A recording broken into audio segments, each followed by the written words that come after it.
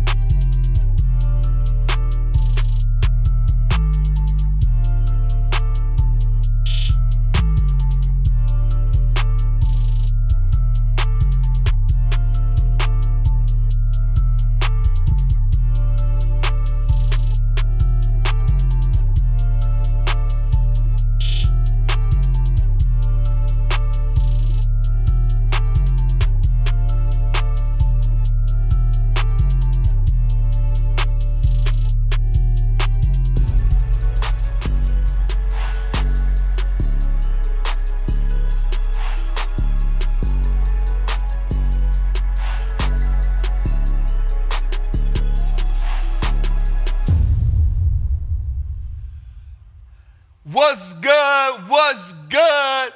What's good, family? Welcome to another episode of Trappin Tuesday. Come on in, have yourself a seat. To all my new trappers, welcome home. To everybody who been rocking, hey, come have a seat at the table. Listen, man, we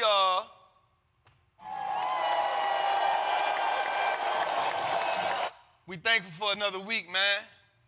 We thankful for another day. We thankful for another opportunity. But the most precious thing, man, we thankful for a breath of fresh air, man.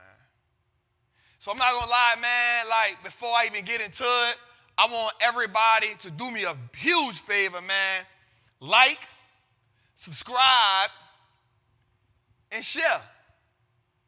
I'm like, tonight gonna be one of them nights. Cause I got a lot of stuff on my heart that I want to talk about. I got a lot of stuff in the market that we want to talk about. My spirit is here. I did a class last night when I came back in time. I did a class with my mentees. And man, my spirit, right? So I'm gonna be real with you. Today my team might look at me like, oh, damn, Trap. I feel like that's how they gonna look at me today. But I'm gonna be honest, man. It's on my heart. So I'm gonna start off by saying this, man. We gotta renegotiate the contract.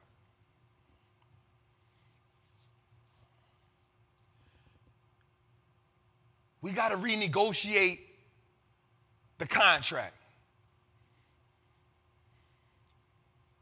And when I say we got to renegotiate the contract, I mean the one that we have signed with America as black men and black women, as brown men and brown women. To all my Caucasian friends that's in the chat, I rock with y'all. It's all love. But right now, I just got to talk to my homies. I got to talk to the kings, and I got to talk to the queens right quick.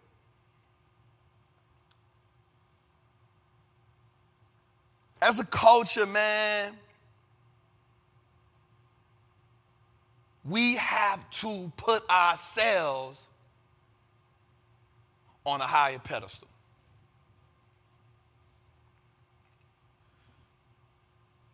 We have to demand better from the people who represent us. So I'm going to say this. You cannot be in media, have a platform, and say you represent that culture and say you don't want to deal with controversy. Being black in America is controversial out the gate. Being a black man in America is controversial. Being a black woman in America is controversial. So there's no way in hell you can have a platform and say you a leader of the culture and you're going to stay away from controversy. That mean you scared for them to take away your little platform. That mean you ain't really for the culture.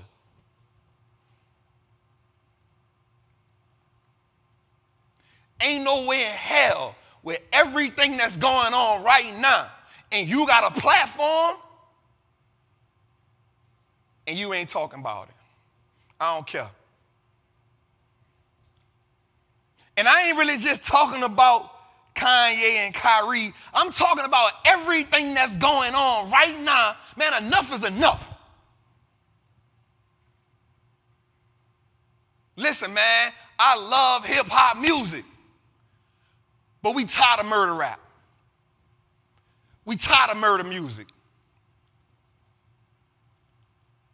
We tired of it. If you a rapper, if you an artist, fam, I need you to broaden your horizon. I need you to broaden your wordplay. If you say you an artist, bro, if you say you an artist queen, give us some art. If you an OG in the rap game, I'm going to just keep it 100, bruh. On some real shit, we tired of hearing about selling dope. Bro, the reason why I'm a Wall Street trapper is because I laid up there and said, listen, fam, I'm going to take the Pyrex, I'm going to take the triple beam, but I'm going to use it in a positive light, and I'm going to talk about stocks.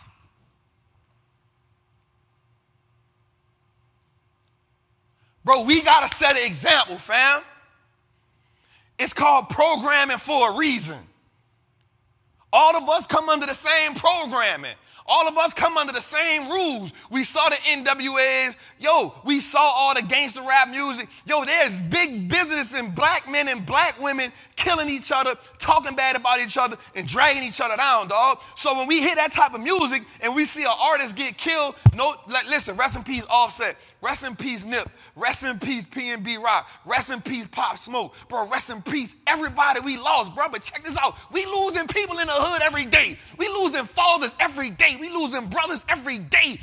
Black families getting broken up every day, not just by artists, bro. It's entertainment, it's TV, it's television. I get it, fam. You trying to push, you trying to make it out, but I want you to know something, fam. The only way to make it out ain't talking bad about killing your brother. The only way to make it out ain't talking bad about your sister. There's other ways to make it out, fam. Because I ain't gonna lie, and y'all can fact check me, I may be wrong, but I ain't never heard Garth Brooks talk about killing Maroon 5. I ain't never heard Matchbox 20 or Red Hot Chili Peppers being mad at Justin Timberlake or talking about they won't kill Justin Timberlake or they won't shoot Justin Bieber. I ain't never heard that, fam. I may be wrong. I may be wrong. I ain't never heard Faith Hill call Shania Twain a bitch. I may be wrong. Jose, go ahead and bleep that out. I may be wrong, fam. I ain't never heard Jessica Simpson tell Christina Aguilera, fuck you, I'm gonna kill you. Bleep that out, Jose.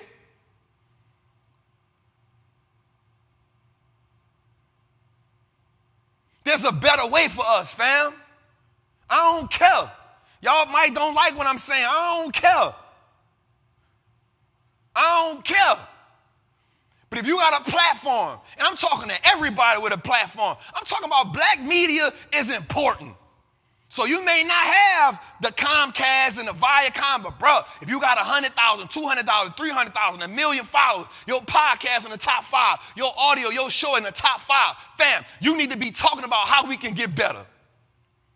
Ain't no way in hell you're going to keep promoting murder music and then be all sad when an artist get killed. Bro, that don't even make no sense. That's what we call an oxymoron, fam.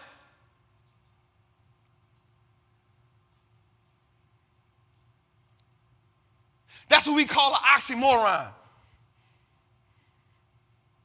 Parents, I'm going to just keep it 100. You got to watch what your children watching on YouTube. You see they're pushing the agenda to us, fam. We got to do better. We got to negotiate the goddamn contract.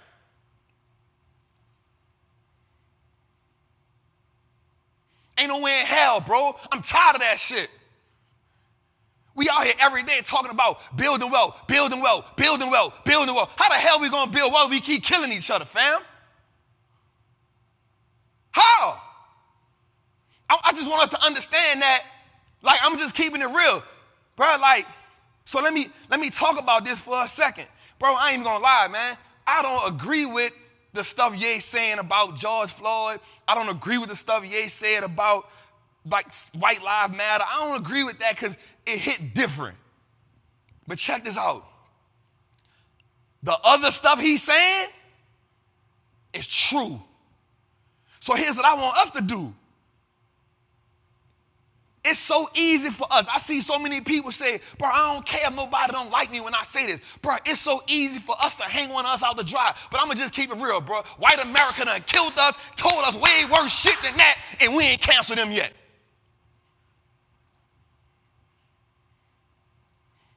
They done told us way worse than White Lives Matter. They done told us way worse than slavery was a choice. They done did us worse, they done told us worse, and we ain't canceled them yet. We find reasons to defend that shit. Gucci came up with some stuff, some masks and stuff that was racial and shit. Oh, I ain't wearing Gucci, I ain't wearing, but you wore Balenciaga. You wore the other brands that Gucci owned, and then 2 months later, you was wearing Gucci again. Why you ain't cancel them if your feelings was hurt so much? Why you ain't cancel them? Why you ain't cancel Dior if your feelings was hurt so much? I'm tired of that fake canceling. It's so easy for us to cancel us. Why is it so easy for us to cancel us? Why? Why is it so easy? Why is it so easy? I say something you don't like, you tell me I'm a scam. You tell me I'm trying to rob people. White man tell you something you don't like, you turn the other cheek. Your boss tell you something you don't like every day. You go to work, you go home, you got to sit in the car. You in a group chat talking about why you hate your job. You in a group chat talking about you ain't putting up. You sitting in the driveway 10, 20 minutes before you go to work. Your boss piss you off every day. You ain't canceled him yet.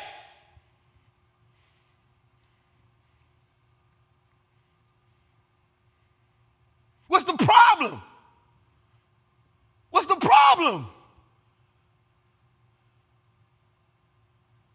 The homie Kyrie ain't did nothing but post a link. He ain't even said nothing. The homie posted a link. All the professional men in the world calling a man an idiot on national TV. He posted a link. Why you ain't saying Amazon down bad? Why you ain't saying Jeff Bezos down bad? They the people making the money. Why you ain't calling them down bad? Why you ain't calling him down bad? Charles Barkley, Shaquille O'Neal? Why y'all ain't going against Jeff Bezos? Why y'all ain't constantly doing that? Why y'all ain't saying Brett Favre down bad? He stole $5 million from the poorest country in the world, poorest state in the country. Why we ain't consistently badgering him all day, every day? Why they don't on every sports channel? Why the Hall of Fame? Why the NFL ain't saying take him out the Hall of Fame? Why the NFL ain't saying take his records out the record book? Why we not doing that? Why we not pushing that? We still ain't found out what happened with Breonna Taylor yet. We forgot about that? Why we ain't pushing that? We ain't canceling that? What we doing? George Zimmerman walked around everything. You a whole gangster. You won't kill me if I look at you wrong. The people killing unarmed dudes every day. You got AK-47s, M16s, choppers. You all on the internet doing all this, but the people come in and you act like you a good old boy. Talk to me about that, fam. The people beat your homeboy up. You don't want to shoot none of that. You want to pull your phone out. Make it make sense to me, dog. You won't record it. But if I do something to you, you won't kill me. If I tell you something wrong, I'm a pussy-ass nigga. Talk to me. Talk to me. Talk to me. We got to change. We got to do something different. And so I'm dead ass right, fam. If you got a platform and you saying you won't stay away from controversy, fam, I'm going to keep it real with you. You ain't no leader, you a coward. And I said that, and I don't care. You scared they're going to take your little platform. You ain't no better than nobody else, fam. If you for the culture, be for the culture when it's time to be for the culture. And right now, it's time to be for the culture. Right now, we don't got time for nobody who don't want to show up. You worried about being liked. I'm worried about letting my people understand what it is, fam. I'm on the front line. I don't care. Being black and brown in America is controversial, and you cannot shy away from that. So before we talk about stocks and before we talk about building wealth, let's talk about renegotiating a goddamn contract. Let's talk about that. Let's talk about that. You run around big dog. You run around with your chains. You run around taking the pictures. You're meeting all the millionaires. You're meeting the billionaires. You're shaking hands. You're in rooms you ain't never been in. I'm talking to everybody. I'm talking to everybody. If you saying you a leader of the culture, if you saying you doing this for the people, my partner, I wanted to say something else. If you doing it for us and you rocking with us and you standing with us, bro, tell them people stop rapping about murder music. If you in the culture and the people giving you murder music, man, you don't want to hear that. If you an artist, man, tell me something different, dog. Tell me something different, dog. I've been hearing about, you done told me 15 different ways how you going to kill somebody. You done told me 18 different days how you going to run a checkup hitting your ops up. You done told me 40 different ways about the red bottoms. You done bought all the jewelry from all the jewelry men. That's cool. Now, tell me how you signed a bad contract. Tell me how you bought some real estate. Tell me how you got some stocks. Tell me how you got your friend. Tell me something different. I done heard about killing since 89. Tell me something different. Tell me something different. But we, as the people who listen to the music, we got to want something different. We got to start saying, that's what's on your tape, I don't want to hear it. Because check this out. While all our artists getting killed, the people who push the records, they just putting the next person in line. They just sliding the next pawn up. You know why? Because when you come from broke, and when you come from poverty, a check will make you alter your integrity. You'll kill that man, but you will say, I ain't gonna mess with them white folks. I don't wanna mess my check up. I ain't gonna mess with the people that's cutting my check, but I'm gonna kill that black man and take him away from his family. I'm gonna kill that black man and take him away from his wife. I'm gonna kill that black man and take him away from his children. I'm gonna kill that black man and take him away. I'm gonna get him in jail. I'm gonna rat on him. You're gonna do everything to take that man from his family, but you ain't gonna mess them people up right now because they're cutting you a check. And at the end of the day, the check they cutting you ain't really your work. You selling yourself for pennies.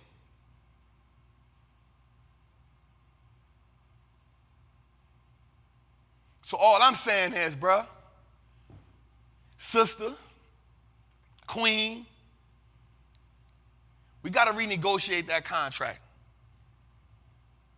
And I'm going to say it as a black man, yo, I have been a victim of the programming. For a long time, I was a victim of the programming. So I ain't telling you nothing that I wasn't a victim to. I'm tired of the goddamn slave movies. I'm tired of it. I'm tired of it. Give me a movie that showed me about the insurrection of when the guy took over Haiti. Show me that. We can see it every time. Underground was a good show. It was showing how the slaves rebelled and how they got away. Guess what? One season, gone. Gone. It showed us the homie came up with the Nat Turner movie. As soon as he came out with the movie, guess what? Rape allegation. Gone. Movie ain't getting no play. Movie don't get no play. My guy, Jordan Peele, he had to wrap up Get Out in a type of a comedy so he could get through. It was a comedy / horror flick, but it was so much truth in it. But he had to wrap it up inside of a comedy damn near for it to get out. Bro, we got to stop. We got to wrap the candy up in medicine for us to take it. Let me hear about Mansa Musa. Let me hear about Cleopatra and not be played by a white woman. Let me hear about Queen Hatshepsut. Let me hear about Kemet. Let me see Jesus as a black man as something you got. Tell me about that. We had history before slavery. Tell me about how we ran Timbuktu. Tell me about Ethiopia. Tell me about Nubia. Tell me about that. Show me that. It's so much you can show me.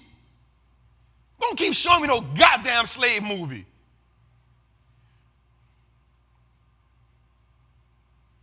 We got to demand better, y'all. We got to demand better. Yep, you won't be a leader. This the contract we want if you're the leader. This the people we want to see. This the people we want you to talk to. This the conversation we want to have if you're a leader.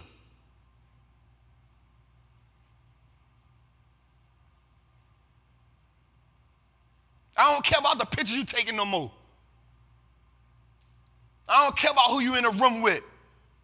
I don't care where you doing this at. I don't care about the contract you signed. I don't care about your money, my guy. Give me some information. Give me some more imagery. You know why? Because we follow imagery. I ain't want to be a gangster unless till all I seen around me was gangsters. Show me something different. If I was raised up thinking that I could be a brilliant man, if I was raised up different, if I was raised up saying, well, if I could be an investor, I don't got to do this. What you think will happen if all the black people stop playing football? I can guarantee you we ain't about to sit around here and watch Tom Brady throw the ball to Gronkowski. I can guarantee you that. If all the black people stop playing basketball, I can guarantee you nobody not about to sit here and watch Luka play basketball. I can guarantee you it. We powerful. But yet we let them give us the lowest possible terms on the contract.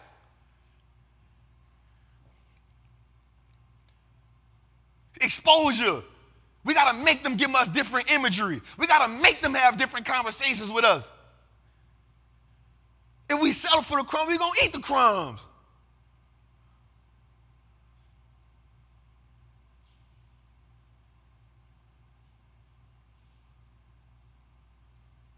Everybody, you taking the pictures, you got the dying life. Yep, I feel, man, my heart go out to everybody in the entertainment world that died. But check this out. I'm 40 years old, fam. I done been to more funerals than weddings, fam. I'm 40 years old. I done been to more hearings in a courthouse than justice of the peace marriages or christenings, fam.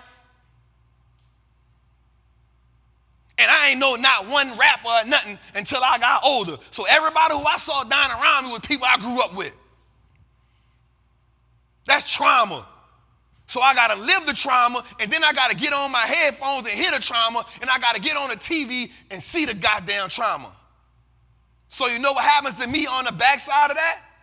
I become a product of the trauma. Now we trauma bonding.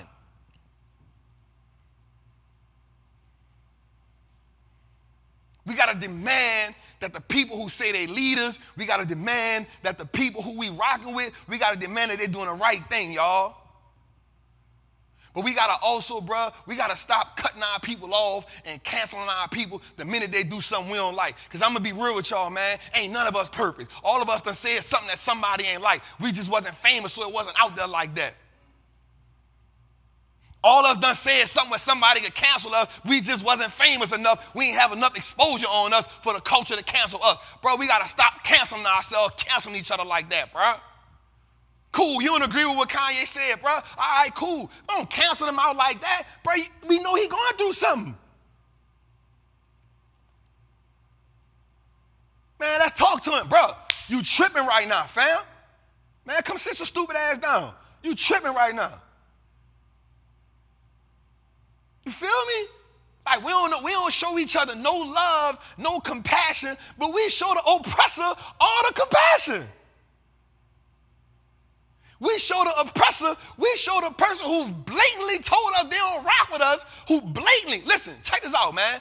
People was crying when Joe Biden got into office, but you forget in 1985, 1987, he called us super predators. We forgot everybody was voting for Hillary Clinton. Let's go Hillary. Let's go Hillary. She called us super predators. But when you bring it up, you know what they said? Oh, she changed. Well, where the leniency at with us? Where the leniency at with me? Where the leniency at with your brother? Where the leniency at with your sister? How Hillary get the change? How Biden get the change? Why I don't get the change? Why I can't make a mistake? Why I can't make the mistake? Why your sister and brother can't make the mistake, but the oppressor can make the mistake and give you a weak-ass apology and you good with it?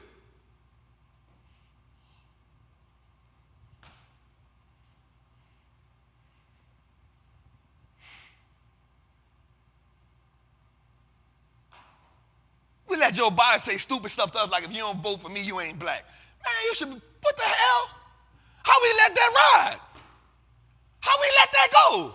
How we let him play in our face like that? If you don't, how he get the audacity to tell us that? If you don't vote for me, you ain't black. What? You the person just called me a super predator a few years ago. All y'all supported mass incarceration. And you knew it was targeting us. How you gonna have a war on drugs that target us? You give me the drug, then lock me up for the drug. You the one put 65 tons of cocaine in my neighborhood, not me. I don't got a contract with Nicaragua, you do.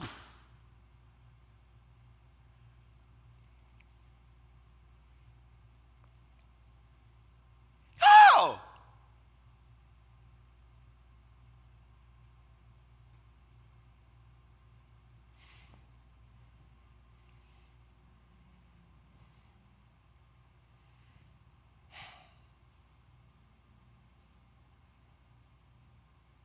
I just want better for us, y'all.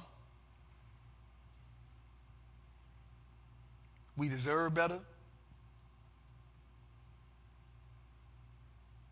We are worthy of better. But we can't get better if we don't demand it. Everybody ain't gonna agree with everything I say, and that's all right. But check this out. I ain't afraid to say it. But I also am not afraid for somebody to tell me, Trap, you was wrong. But come to me with love. Don't come to me trying to chastise me because you don't agree with what I said. Because you can be you can come to me with so much venom, but the minute the police pull up to you, you yes sir, no sir. The minute your boss walk in the room, you yes ma'am, no ma'am. You let me hide this because I don't want my boss to see it. Can I get the same respect?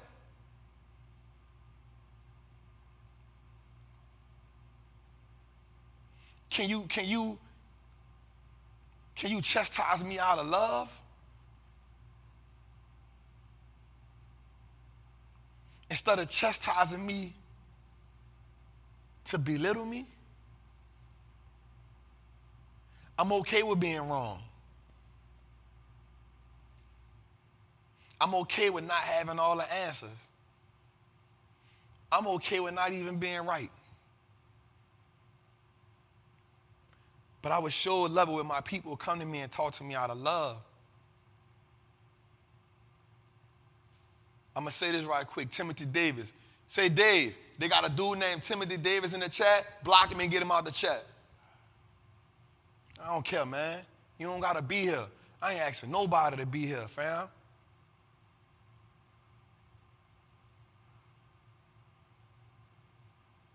I love my people. I love us.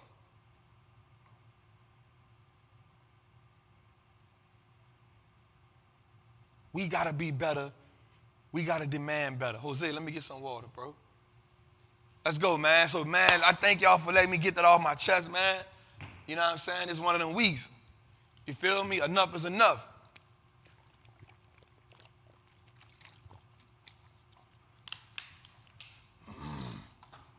Enough is enough. And we got to start demanding more.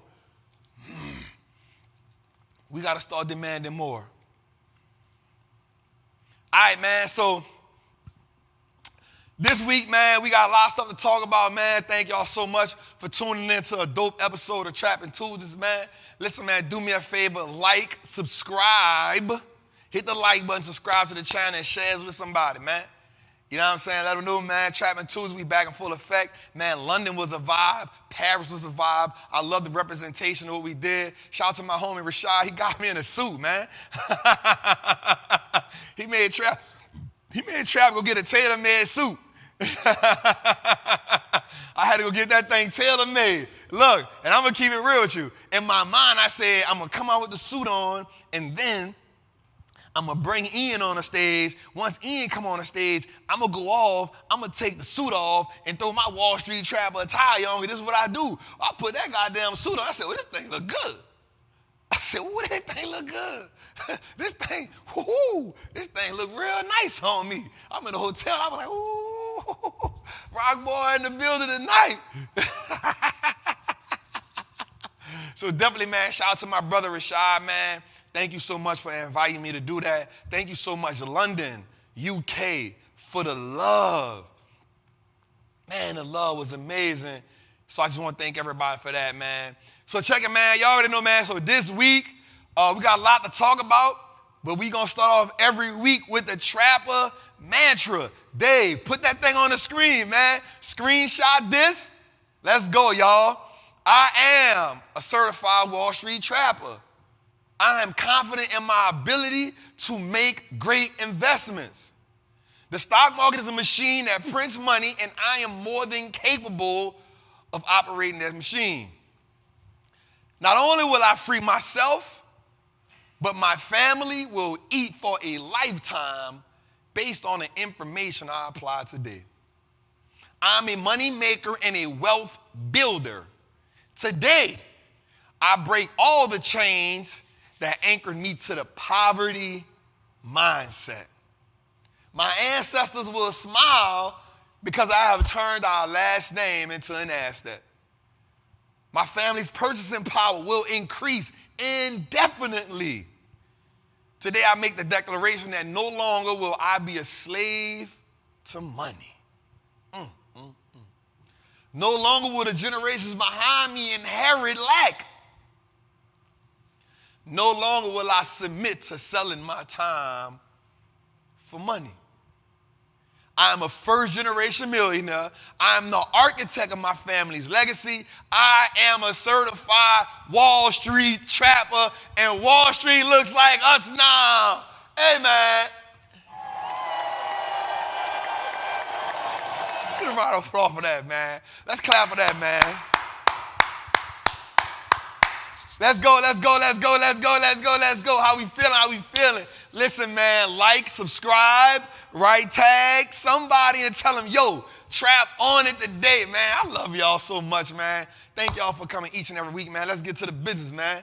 So, man, we got word on the street, man. Y'all know this segment is amazing because we just talk about what's happening in the streets, what's happening in the game, what's going on, right? So, let's talk about it, man. Our word on the street, man, first and foremost, man, the Dow was up, right? Caterpillar, Lockheed Martin, these companies really pushed through today, right? Then after the Dow, we had the S&P was up, right? We just had all three sectors was up today, doing really good. The NASDAQ flirted around with it, right? But we saw something. One of the things I saw today was a company called Amgen, which is a pharmaceutical company. It actually soared 100 points on the Dow by itself. By itself. He's a runner, he's a track star.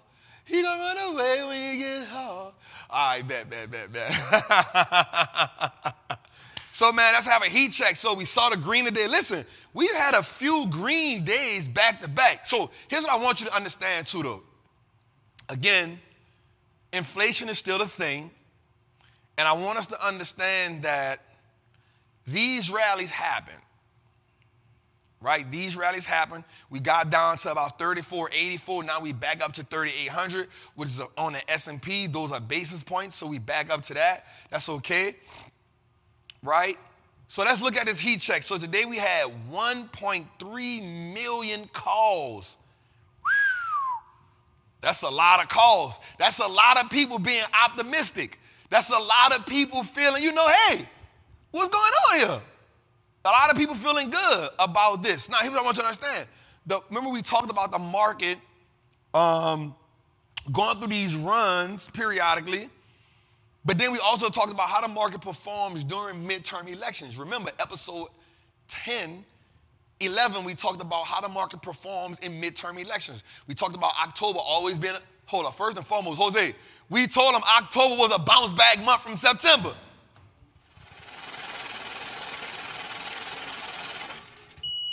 Right? So Trap said that. Trap said, listen, we was in a drought in September. October is usually the bounce back month. We spent the whole 20 minutes on me breaking October. We broke 7 Octobers down. Damn, 7 Octobers.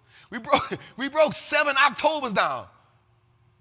And we saw that September is typically the worst month in the market. So here's what Trap did. Okay, let's talk about what Trap did. Trap said, okay, since we know that September is typically the worst month in the market, first week of October, I put my first option play in for the year. First week of October, I put my first option play in for the year. Why? Because October is a bounce back month. The option play is up 157%. Second week of October, Trap put in another option play. Third week of October, Trap put in another option play. It's up right now 35%. Here's what we know. We understand that the market may not always look the same, but it will rhyme. Woo-hoo, woo. Because we got to realize something. Watch this, y'all. The companies in the market operate one way, and the people with feelings behind the market operate in another way. And the one thing about people is what? People have patterns. People have patterns. That remind me of Peter Piper picked the pepper. Peter Piper picked the Peter. Never mind. People have patterns. People have patterns. And so for me, it's understanding people patterns. So, man, we had 1.3 million calls in today. That means people was real bullish today. And we had 961,000 puts in today. So it gave us a rating of 0.73 on our put call ratio. It means we had more calls than puts. Anytime that put to call ratio gets to 1 or more, that means we are heavily bearish. That means we are heavily bearish. So right now we're not bearish. People are optimists, man. Now, here's what I want you to understand. Jim Cramer said something, I ain't gonna lie, he says the bull market everywhere. Right now, the bull market is in the energy sector. I truly believe, and I want y'all to think about something here. There's always gonna be a run somewhere. So for the last, watch this. In 2008, Apple, Netflix, and Amazon ran. At the end of the 2008 crash, right? Apple, Amazon, Netflix ran. They ran from 2008 till 2021. And Facebook. Facebook started running in 2009, 2010. No, about 2011 they started running. So from 2008 to 2021, preferably, they ran. Here's the thing, y'all. There has to be a changing of the guard.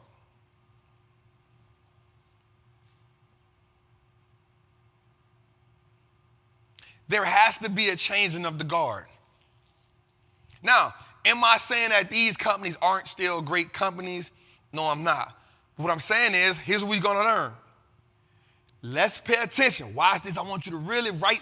Everybody get your pen and a pad and write this down. If you write this down. This is a writer-downer. Trap said this. Whatever leads us out of this bear market, whatever leads us out of this recession will bring us into the next bull market.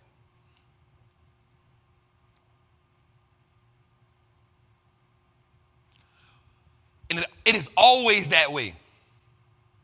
It is always that way.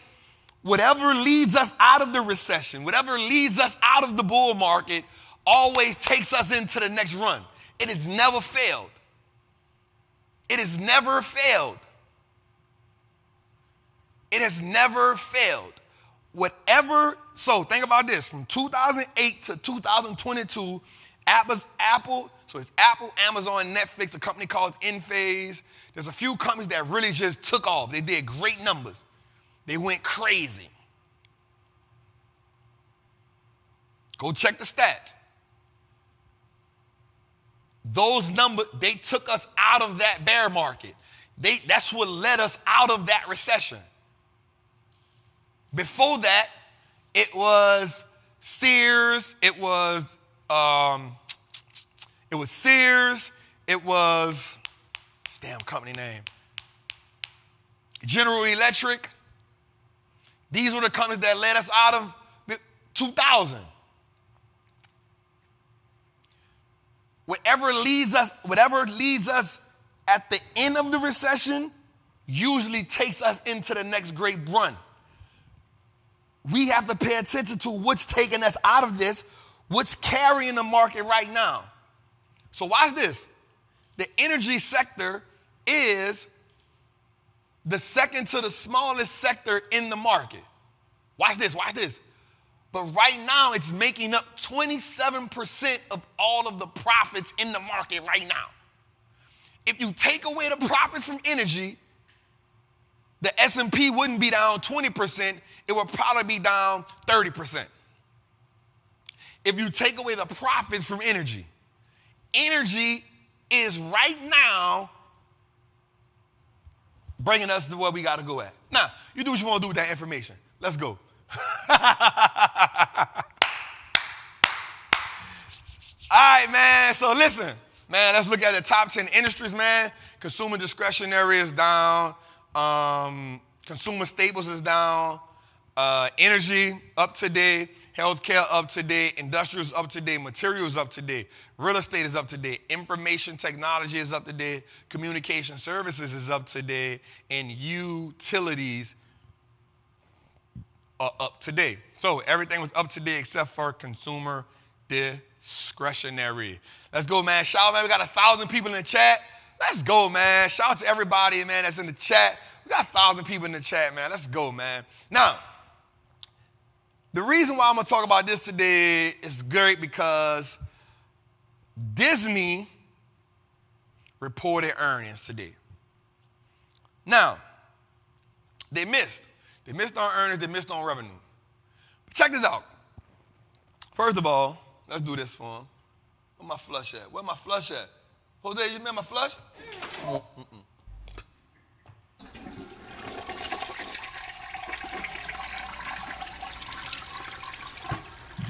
We definitely gonna flush him. One more time, flush him again.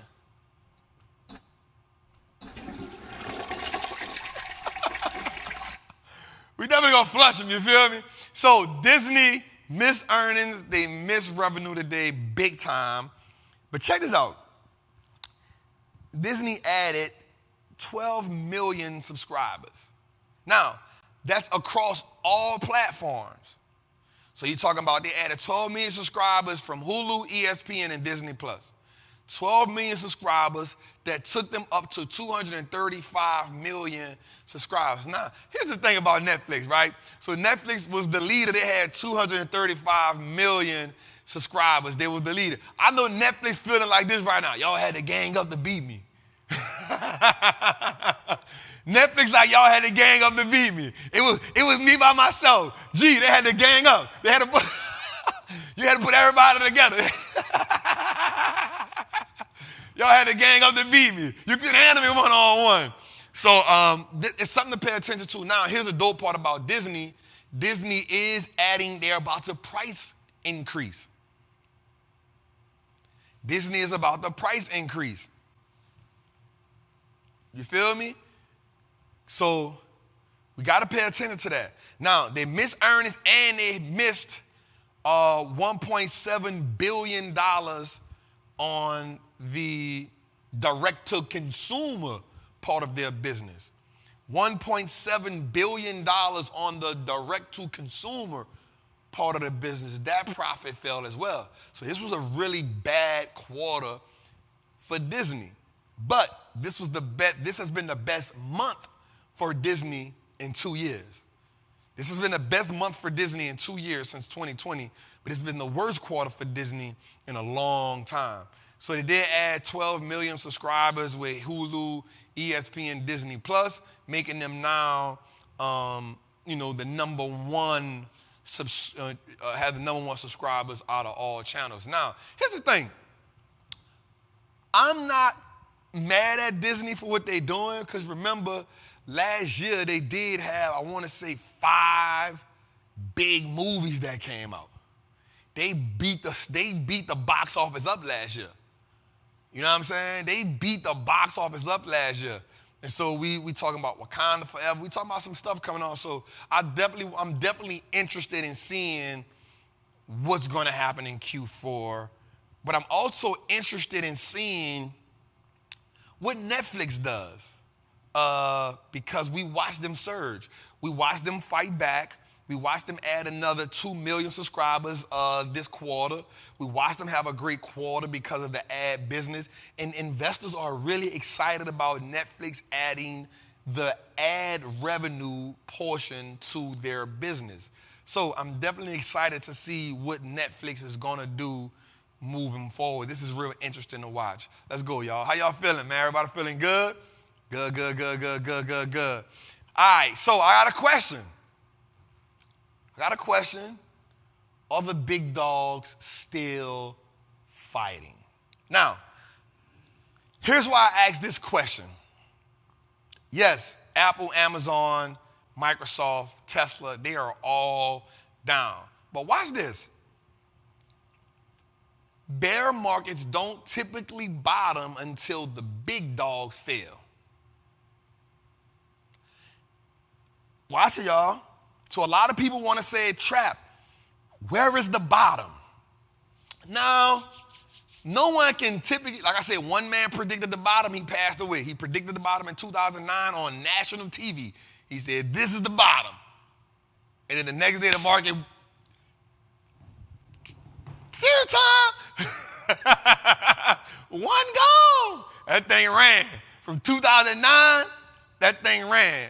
He did it on CNBC. But he's the only man that ever did that. So no one else can predict the market, right? That was a good shot. So I want you to think about this. Bear markets don't typically end until the biggest companies fail. Right now, the biggest companies haven't actually failed. Apple, Microsoft, Amazon, and Tesla charts do not suggest that the markets have bottomed. So let's look at something right quick. I want to show you something, right? When we look at, let's flip it. So let's go, I want you to see what they've done, right? So right now, Apple's down 23%. So right now, if your portfolio is taking a hit, it's because of these. It's because Apple is down 23%. It is because Microsoft is down 34%. It's because Amazon is down 46%. And it's because Meta is down 72%. Now, exclude Facebook. This company lost $800 billion in market cap. I think Mark got to fix some things and we don't. I will say this. Because Mark has a great balance sheet on Facebook, it's going to be hard to put him out of business. But if he don't put some new people in there, it's gonna be hell for him, right? I advise everybody to stay away until we see some changes, because it can get real ugly over there.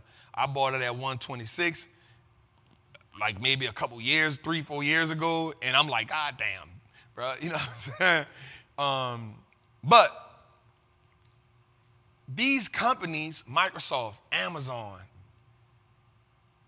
Apple, they haven't bottomed out yet. Their charts haven't showed us a bottom for them. And because of that, we don't think that we've hit a bottom. Now, here's my caveat to that. Here's the companies from 2008. I want to show you these companies from 2008. It was from 2008 crash. I want you to look at this, right? And here's an idea of what you can look at. So here's something I want you to do. I want you to look at, so right now I think the S&P is down. This is good right here. I told you, let me get my rant off in the beginning. I'm going to teach y'all in the middle. So check it out. So the S&P right now is down 20%, if I'm not mistaken. Right? The S&P is down 20%. So what I want you to do is take the S&P right now, the basis points that is at right now, and I want you to take 17.6% from it. So that'll put you somewhere around 3,200, somewhere around that, right? Here's what I want you to do. I'm not saying that this is going to happen. This is what will have to happen for the S&P to reach 2008 status compared to where it's at right now. Does that make sense? So the S&P right now is down 20%, maybe 19, 20%. It went down 37% in 2008. So if we take another 17%, give or take, from where it's at right now, because it's rallied a couple of days, it would give us that 37% that happened in 2008. Now, I'm not saying that the market is going to replicate that. I'm not saying that the market is going to replicate that at all. What I'm saying is, if you see that, then now you say, okay, if the market hit this, then now we would be, from where we are now, this would be 2008-ish levels, right? This would be 2000, this comparison, this would be 2008-ish levels. Now, watch this. I'm saying all that to say this. Walmart was first in revenue, right? Exxon was second in revenue. General Electric was sixth in revenue. Citigroup was eighth in revenue. AT&T was ninth in revenue. Microsoft was 49th in revenue. But these were the top 6 companies in 2008. When they fell, that's how we knew we hit a bottom.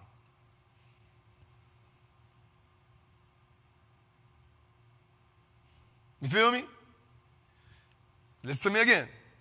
These were the top 6 companies in 2008. When the S&P crashed 37%, and they had one day where the market fell 20%. Right? So I want y'all to hear that out. Let's look at that, and you can always go fact check me because I do my homework before I give it to you. Always go fact check me. Right? But these were the top 6 companies during 2008. The only one was Microsoft. It was 49th in revenue. Everybody else was in the top 10 in revenue. When they fell, the market just collapsed. Right? The market just collapsed. So a good thing that you can go do is go. I always tell people, man, in order to look at the future, go look at what happened in the past. Go look at what happened in 2000. Go look at what happened in 2008. Go look at the dot-com bubble. Go look at the recession of 2008, 2009. See what happened. See what happened with the biggest companies.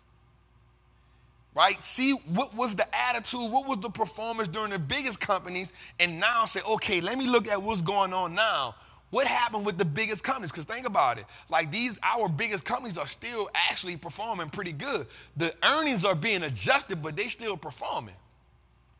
So now my technical analysis, people, y'all know where I'm at when I say this, right? If you pay attention to what the big dogs, so now go take the big 6. What are the big 6?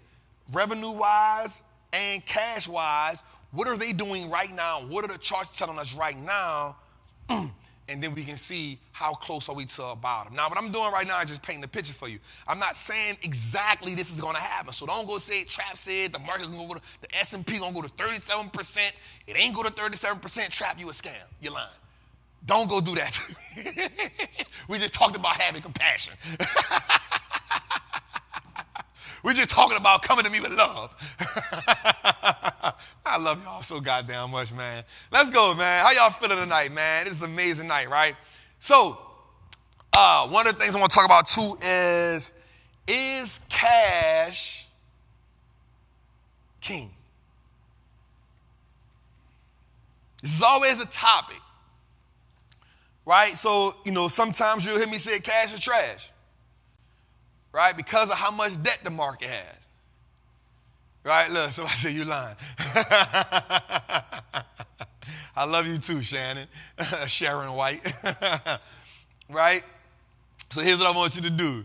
So check this out. I want you to think about something. So right now, right, let's paint a picture. Right? Let's paint a picture. Interest rates make things attractive or not attractive. But rate hikes make money more attractive. Because as the Fed tightens, the dollar gains strength. This is a lesson. It's to learn a lesson. Rolling recessions coming, people move to the sideline and wait. This is why you see so much action in the market. With a 60 par 40 portfolio to unperform. 60 stocks, 40 cash. 60 stock, 40 cash. Thank you for the super chat, Queen. So here's what happens. Interest rates matter intensely when you're looking to make major moves in the market. When rates are high, people prefer bonds. When the cash rate or the amount of money that you can make for having your money in a bank account skyrockets severely, people tend to go to bonds or sitting their money in their accounts because it is a safer play than making money in the market. So I want you to understand that people in the stock market look for safe bets. Right? So what I mean by that is people don't typically like to go to bonds. Right? But when the market is going crazy, people will go to bonds as a safe haven. But we're in a peculiar place right now because bond rates are high. In 2001, a cash account gave you 6.6% return on your money sitting in the bank. In 2001, 6.6% for just sitting in the bank. So what most people did was, during the dot-com bubble, they got out of the market and put their money in the bank because it was a safe place. People love to be in a market, but when the market gets when the turbulence and the turmoil gets crazy, people do this. Let me take my money out. This causes the market to do what? Fall. So when the market falls, where are people putting their money at? Bank account, bonds. So right now what people are doing is people are putting their money in bonds right now to lock some bond rates in. Bond rates are high right now, 4.something%. You ain't gonna find that nowhere. So for a person who is an investor, you say, you know what? I will sit my money in here to get this 4% because I'm fearful of what's going on in the market. So I'm asking this question. Is cash king right now? Because a bond is similar to cash. God, we teaching right now, bro. Jose like, ooh, this is Jose over there like this. Jose like the Black Doozy Hauser right now. Let's go, man. Next one. So I'm not saying it, so now let's look out. So I always like to paint a picture and tell you a story. Right? So here I want to look at U.S. housing yields. I want to look at U.S. loans. Right? I want to look at USD. So I want to look at other assets. We're going to look at equities. We're going to look at bonds. We're going to look at credit. And we're going to look at the USD. You feel me? And so what we're seeing is people are actually getting a great return for having cash right now because of where rates are. Just want to put that out there, you heard me? Just a little something here. Let's go, man. How y'all feeling tonight, man? I love it, I love it, I love it, I love it, I love it. So this is something that is impacting, this is very impactful right here. This is very impactful right here. So delinquencies are up. Delinquencies are up. Delinquencies are up. Auto loans is saying that on 60-day loans, they're up in the third quarter. Now watch this. Q3 2021, same time last year, it was at 1.20%. Now it's at 1.65%. Now remember this. Episode 10, we talked about what? Housing delinquencies. We talked about people being late on rent. We talked about people with credit cards. Now we talking about car delinquencies. Here's the thing. People so all my people, y'all remember I talked about me and my dog Tim. I talked about me and my dog Tim from the auction. So here's the thing. Companies like Manheim. Companies like, I think it's AII or IAA, something like that, where you go to the auction for your cars, they are literally sitting on cars right now. Can't get off them. Carvana in the dirt right now. CarMax can't get off a car right now. They can't get off of them. They can't get off of them. People like, yo, this is not it. Somebody literally just asked me the other day, I think a friend of mine, she was like, yo, you think I should buy a car? I was like, if you need it, buy it. But if you don't need it, don't buy it. I personally don't think it's the time to be making. I think you should be taking your money, trying to find a way to invest it right now. That's just what I think, because I'm an investor. That's what I like to do. So I think every nickel that you can put together, I think you should be thinking about, all right, when I'm going to invest it. That's what I think. I think that we are in a time where people should have financial frameworks. Dave, you got that slide for financial frameworks? You didn't get it? Financial frameworks is something we should have. And so what a financial framework is, I'm going to bring it up next week. Financial frameworks, I created this. So I like to create things. I like to create ideas, and I like to give people visuals so they can see it. So a financial framework is based off 5 things. The cost of something, because the first thing we associate something with is the cost. It's the first thing we do. How much is it going to cost me? It's the first thing we do. So you can write this down. So I want you to do something. I want you to write this down. If you're rocking with me right now, write this down. Give you 5 seconds. Get a piece of pen and get a piece of paper. I want you to write this. That's a live show, y'all. This is not a pre-recorded show. I'm always live. I always give y'all game. Sometimes I teach a little more, right? So financial frameworks, I want you to write this down for me, right? A financial framework. Man, get the likes up, man. Get the likes up. Y'all should be liking this like crazy. We going crazy tonight, right? Financial frameworks. 1, cost. It's the first thing we look at. How much something costs. It's the first thing, right? It's the first thing we do. How much is something going to cost me? The second thing is the emotion. What is the emotion after you look at the cost? What is that emotion? That emotion tells you yes or no, right? So it's the cost, boom. Then the emotion that follows the cost, right? Because this is a framework, right? First the cost, then the emotion.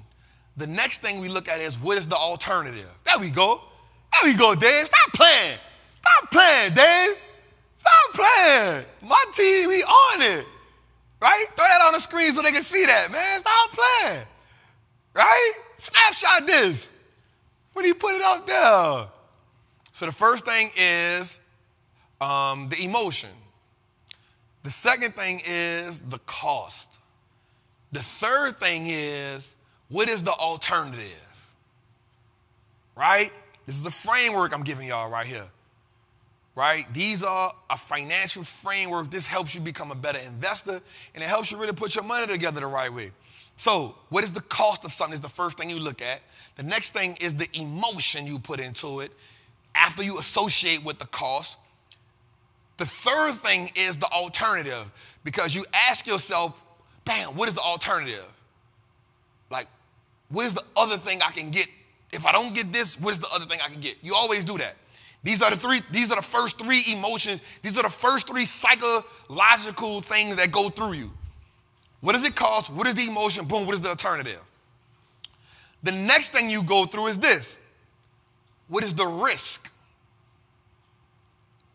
What is the risk of me buying this? So the risk you associated with, if it's an investment, it's the risk. If it's a purchase, is what did I do?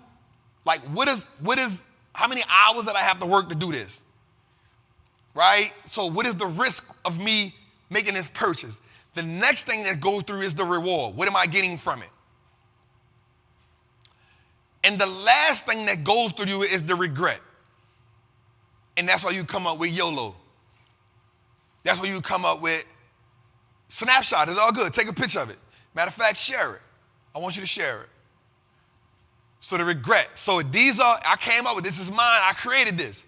You ain't going to find this in no book. You ain't going to find this on Instagram nowhere. I create free content to give to y'all. I'm telling you, when it comes to owning the Tuesday, nobody going to give you more game than me for free. It's free because I love y'all. And if I'm telling y'all we're going to negotiate the contract, I'm going to start personally by being better every single day. If I'm telling y'all I want to be a leader of the culture, if I'm saying I want to be a voice of the culture, I got to be smart, but I got to have integrity, I got to be fearless, and I got to up the ante with everything I do. So each and every Tuesday is going to damn to be like a masterclass. So let's go through the framework again just so you can get it.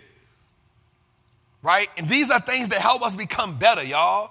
These are things that help us become not just better investors, but help us become better with money in general, making financial decisions. You know what I'm saying? Helping us make the financial decisions. Y'all get the lights up for me, y'all. Help me. Go send this out to somebody. Send this out. We need to get 1,500 people in here. So let's talk about it again. Let's go through it one more time. We talk about the cost first. How much does it cost us? The first thing we look at. Even if we don't want to, it's the first thing we look at. You look at it, man, how much this costs, right?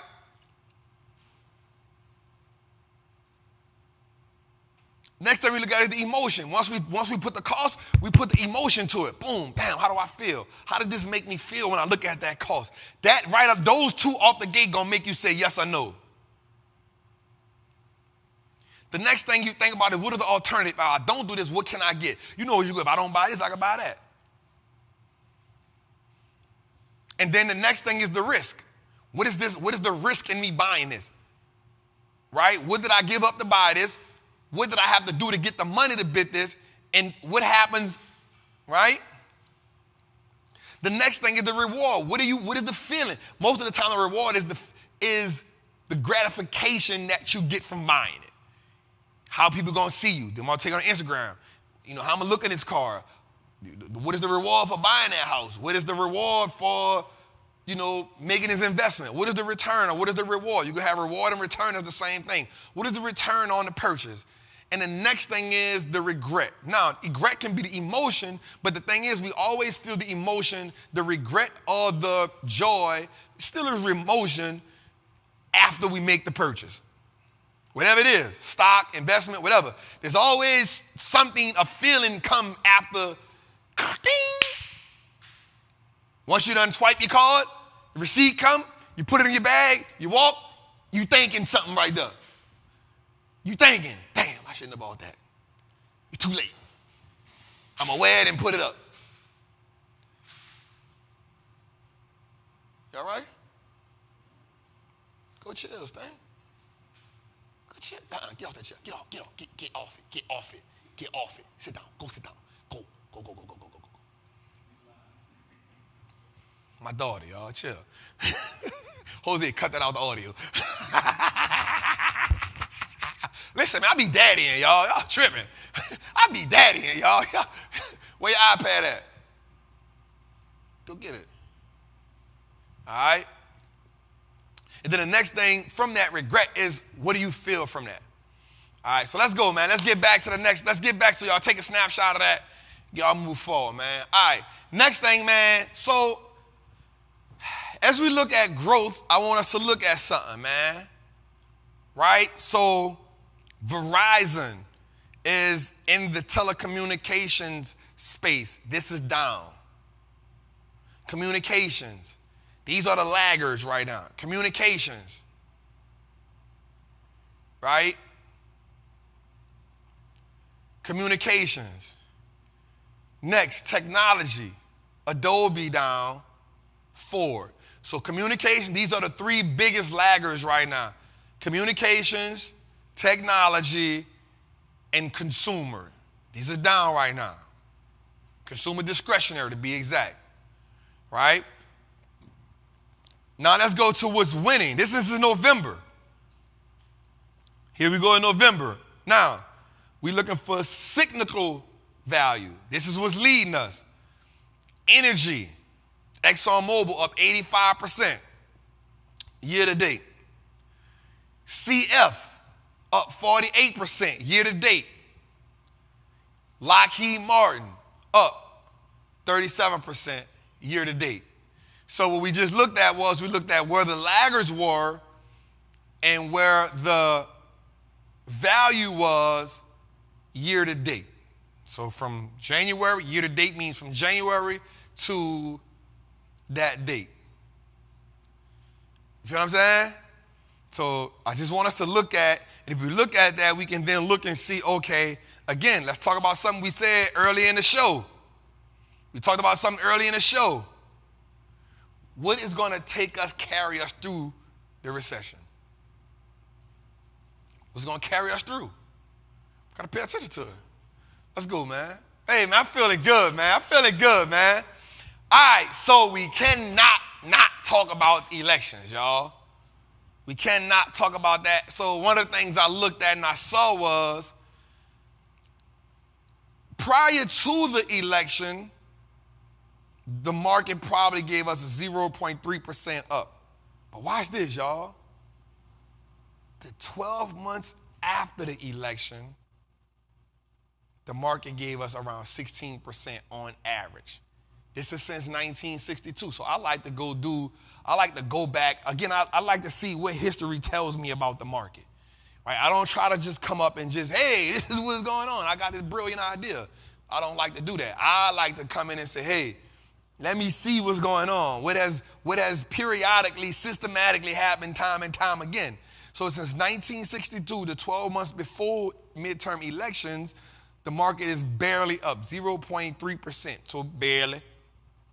But the 12 months prior, specifically the November, December, right after the market usually gives us about 16%. So let's just keep our eye on that and let's see if this actually coincides. Let's see. Let's go, man. You know what I'm saying? We in it. So, Truist Bank. So one of the things I often like to pay attention to too is looking at where the sectors are in the market. So Truist Bank came out with its sector ratings. It said energy, industrials, healthcare, and consumer staples are overweight. I'll explain that later. It says utilities, financials, consumer discretionary, and materials are neutral. It says tech, real estate, and communication services are underweight. Now, I won't pause right there for a second. If we think right back to a screen I just showed you, it was tech and consumer services inside of the laggers. It was energy, industrials, healthcare inside of the overweight. So we seeing a rhythm. We seeing a rhyme right here. We seeing a flow.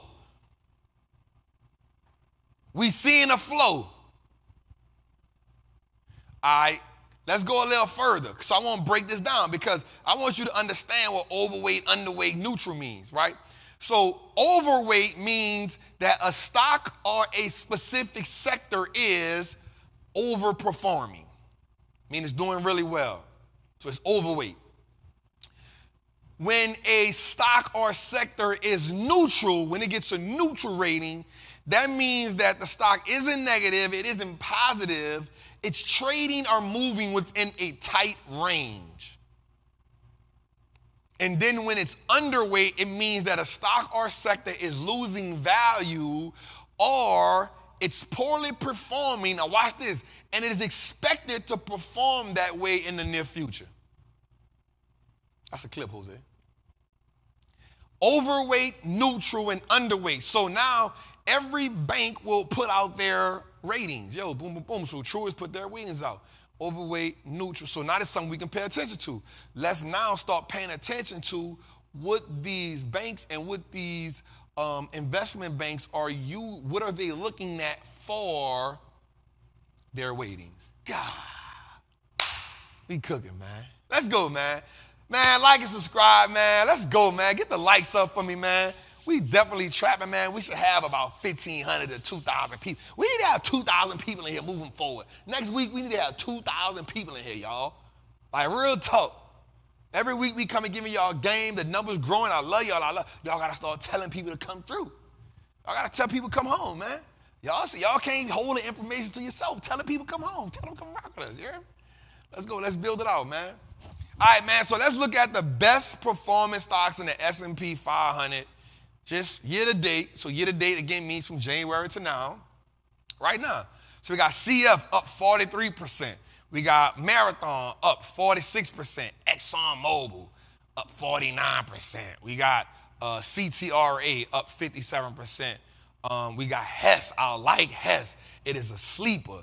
It is positioned to be one of the biggest. It is up 62%. Enphase is actually huge. Huge.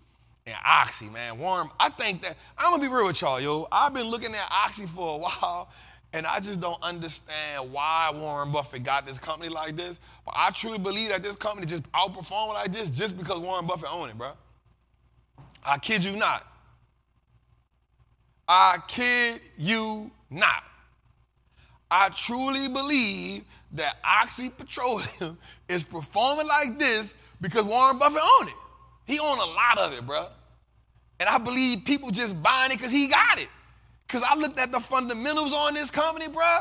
I'm talking about, I studied this company.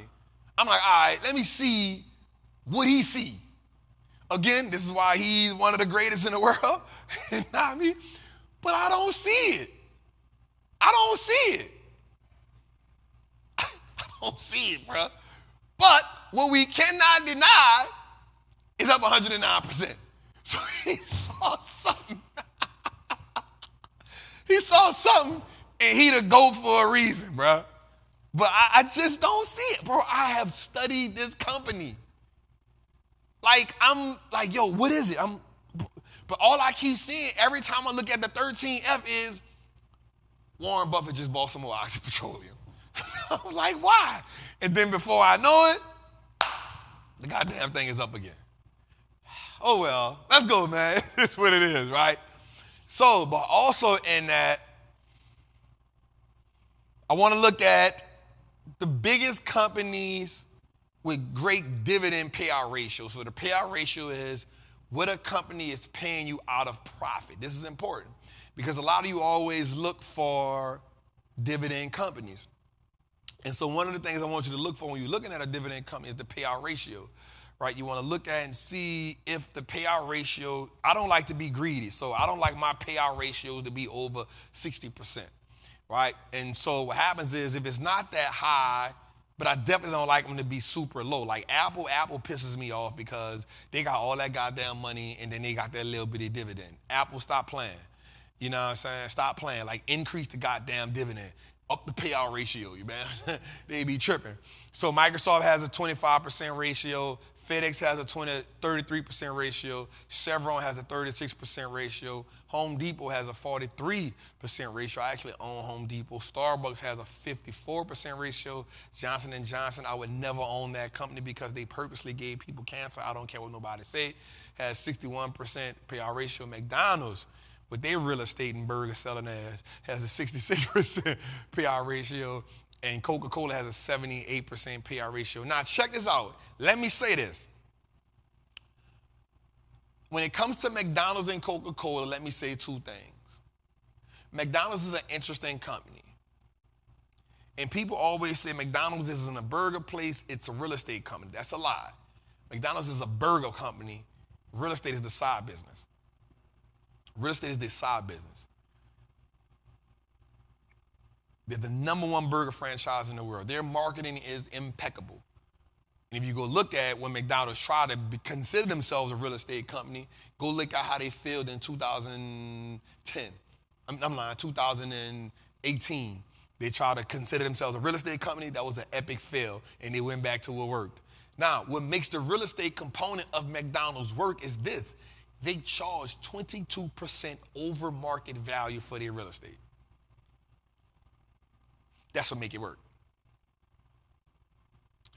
They charge 22% over market value rent for their real estate. That's what makes it work. That's what make it work. But the thing about McDonald's is they strategically put their real estate, their companies in certain places. And what I like about McDonald's, when I'm talking about what I like about them, shout out to my girl Jade Ashley, man. McDonald's, man. She is she's from New Orleans, man. If y'all know her, tell her I shouted her out. That's my girl, man. She from New Orleans. She owns a McDonald's, man, on the West Bank, man. Tell her Trap said, keep going, queen. Like, salute to her for that, man. But what McDonald's does is they strategically put their franchises in certain places. But what happens is they make their menu easy to go through. The way I was looking at a study, the way they position their products from the naming of the product. Check this out. People thought they was crazy. I remember when I talked about them bringing about the adult Happy Meals. Bro, them things sold out. The adult Happy Meals went crazy. Why? Because our overgrown adult asses saw those things and thought about the old McDonald's commercials. Ba-da-ba-ba-ba. We thought about the old... We thought about the old McDonald's commercials, the old McDonald's toys when we was young, the hamburger, the purple dude, you dig? We thought about that. We went and bought the goddamn Happy Meal, and now we got the toy sitting up. And I'm pissed off I couldn't go get one. Now they on Amazon for $3,000. God damn it. I always want to oversell some shit. But McDonald's was smart. They're brilliant at, one of the things McDonald's is brilliant at is marketing. McDonald's are great at putting great commercials together. McDonald's to me is almost like Disney, right? They create this value brand. We know that food ain't good. Now, I don't eat it. I haven't ate it in years. I'm going to just keep it real with you. But people know that shit ain't good. People know that food is not good. But guess what? I ain't never seen a McDonald's drive-thru empty. I don't care where I was at. I don't care what state I was in. Bro, I was just in Paris. That line was packed at McDonald's. Now, next, Coca Cola. Coca Cola is a brilliant business, and I don't have a problem with Coca Cola having a high payout ratio simply because of this. It is a business that you will not see a lot. Shout out to McDonald's, man. Shout out to McDonald's, man. Shout out to McDonald's. And so, it's okay, baby. You can clap. Right? So, what I love about Coca Cola is this, man. So, Coca Cola breaks their business down into two ways. They break their business down to the finished product business, and they break their business down to a concentrate business. So, the concentrate business only sells the syrup. Sipping on some scissor, sipping on some scissor, sipping on some scissor, So they only sell the syrup. The other part of the business is the finished product business. The finished product part of their business sells the bottle. Sells the bottle. So all of the companies that they have under the McDonald's brand, the Coca-Cola brand, the bottling part of that they sell. So they sell you the finished product. So they don't just sell you the concentrate. They sell you the concentrate inside of the bottle, topped off, and they truck it to you. You feel me? So it's kind of like you coming to me. I can either give it to you in a powder form, or I can cook it up for you. I can break it down. I can put it in the bag. I can weigh it up to you and give it to you like that. But that's going to cost you more. right? And so that's what they do. And so I love the fact that they break their business on into two segments. But what I also love about Coca Cola is the fact that I don't mind them having I don't mind them having such a high payout ratio simply because it's a business that it's not a growing business. Like, they're not about to invent a product that's going to change the world. They tried it with Coke Zero. People like, all right, bet. They tried it. I never understood. I've always watched people drink Diet Coke, but they got the fattest meal in front of them. What the Diet Coke gonna do, fam? You eating a Big Mac. Why did you just order Diet Coke? You got a Big Mac and some fries and an apple pie. What did you order the Diet Coke for? That don't make no sense. Make that make sense. The Coke ain't coking.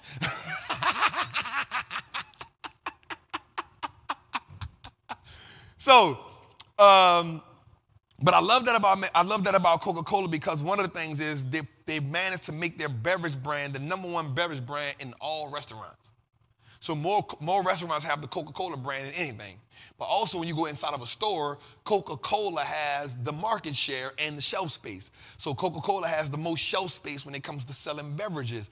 All of their beverages are in the store. Coca Cola has about 47% of shelf space in any store you go to. So that's real dope, man. That's real dope, man. Shout out to Coca Cola, man. Shout out to Coca Cola, man. Jose, I'm about to take a drink right quick. All right, let's go. Next segment, man. Let's go. All right. So let's talk about this, man. Now, of course, we understand bulls versus bear markets. But what I want you all to understand is what drives each market. Right?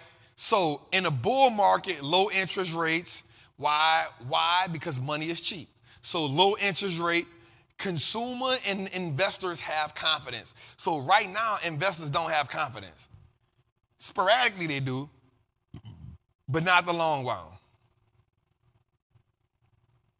Quantitative easing, right? I mean the government putting money in there. Strong GDP, meaning people are importing and exporting all around the world. Money is moving. Remember, America is a what? Consumer-based economy. So for it to be a consumer-based economy, you know what? People need to be spending money. Low unemployment, world peace. So when people not at war, when you don't have these economic catastrophes going around, when you don't have war going on, these are the things that drive bull markets, I'm sorry. Right? In a bear market, high interest rates. We're looking at it right now. Inflation, credit bubbles, asset bubbles, weak economy, high leveraged institutions. These are the things that drive a bear market. So why am I telling you these two things? So now when you're trying to figure out if we're in a bull market or in a bear market, don't look at what the stock market doing. Snapshot this, make a checklist, and see if these things are going on. If these things are still going on, you know we're still in a bear market. If these things are going on, you know we've transitioned into a bull market. God damn, we teaching tonight, man. But see, man, like me, man, I love the game. You heard me? Shout out to Jose for that. You heard me? I say, Jose, I need that. All right, man, let's go, man. So here's a prediction that I have.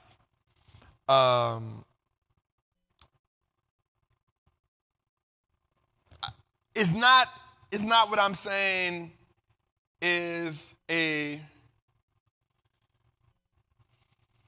what I want to say. It's not a actual factual. It's just me looking at what's going on.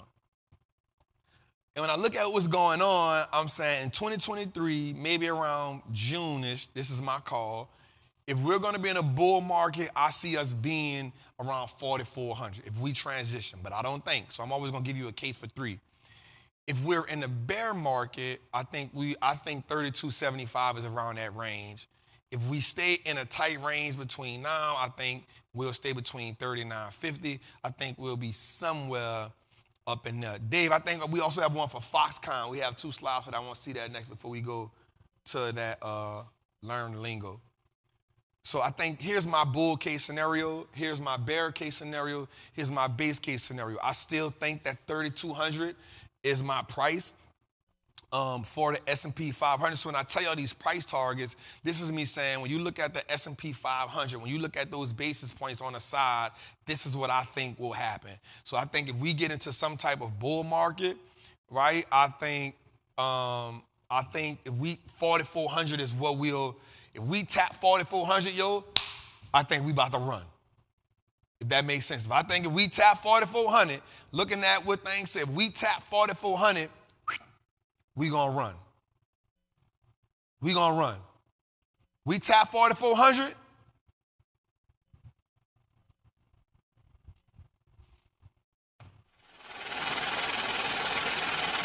Count up. Count up. We tap 4,400. Count up. You feel me?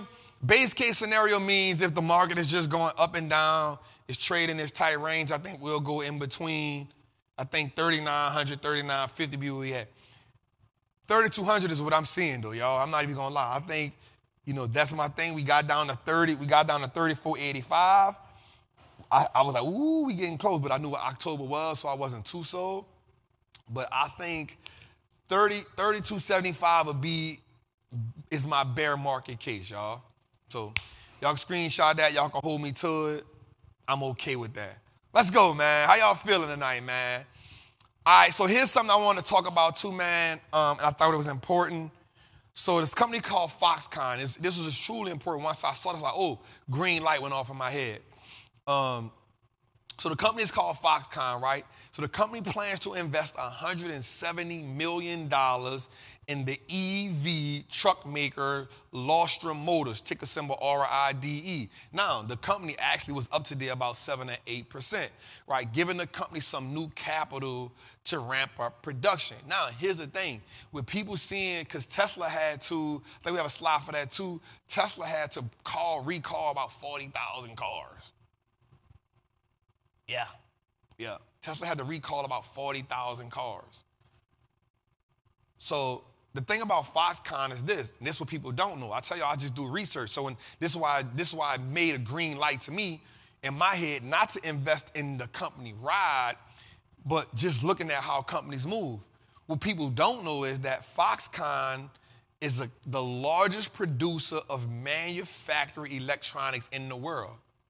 They are the largest producer of manufacturing electronics in the world. Look what they make. They make BlackBerry, iPad, iPhone, iPod, PlayStation, and Xbox. They're a private company. They make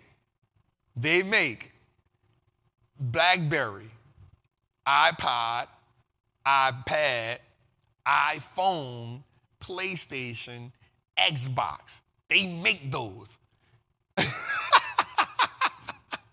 So we over here arguing about who better, PlayStation or Xbox, and they're like, yo, we make them all. They are the largest. So that definitely just, when I saw that, they invested the $170 million in the company, because the company, Wallstreet Motors, they were actually just running through a lot of money. And so this company came and said, yo, we give you $170 million they bought it in stock, and they issued some what's called preferred shares, meaning it's lockdown shares. They issued them common stock and preferred shares for the $170 million. So basically, they just gave them equity in the company to allow them to produce, mass produce. Now, why does this make sense, Trap? Well, because right now, Tesla is going through something. And me saying that because they're going through right now, Elon is in a situation. And again, Elon is a brilliant man. Elon is a brilliant man.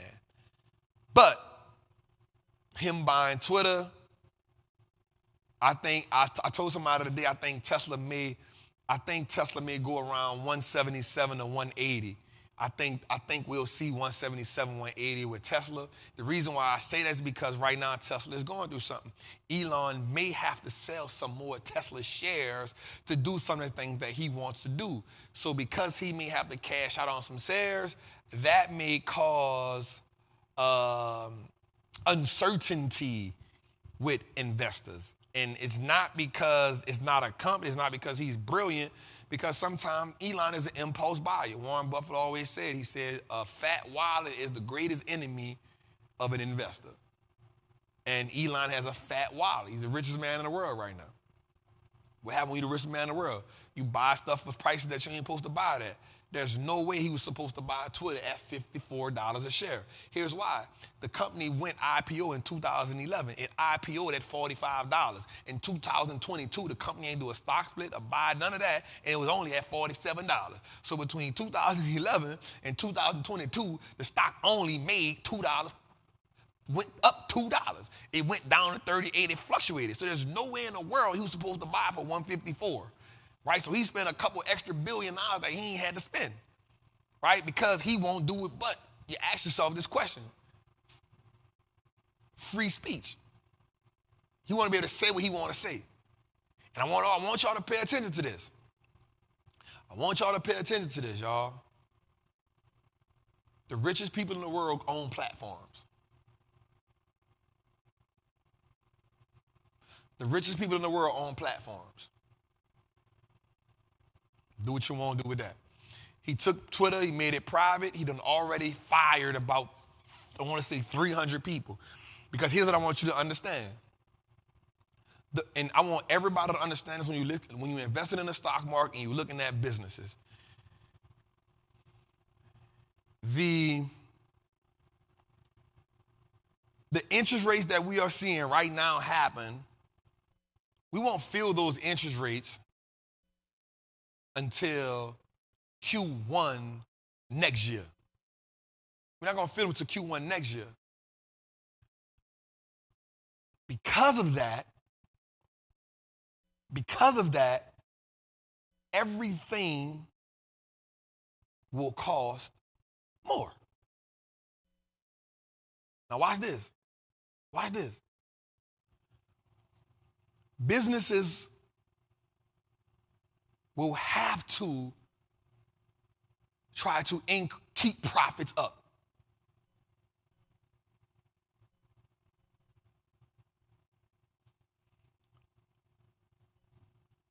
In order to do that, they'll have to lay people off.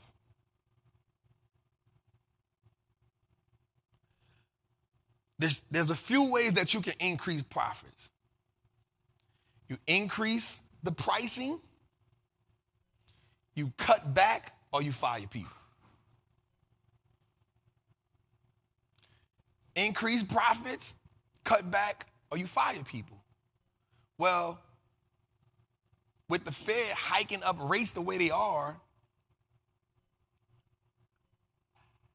the only thing for companies to do right now is to fire people to save their bottom line. You got to cut the overhead. And I want people to realize it ain't business, it ain't personal, it's business.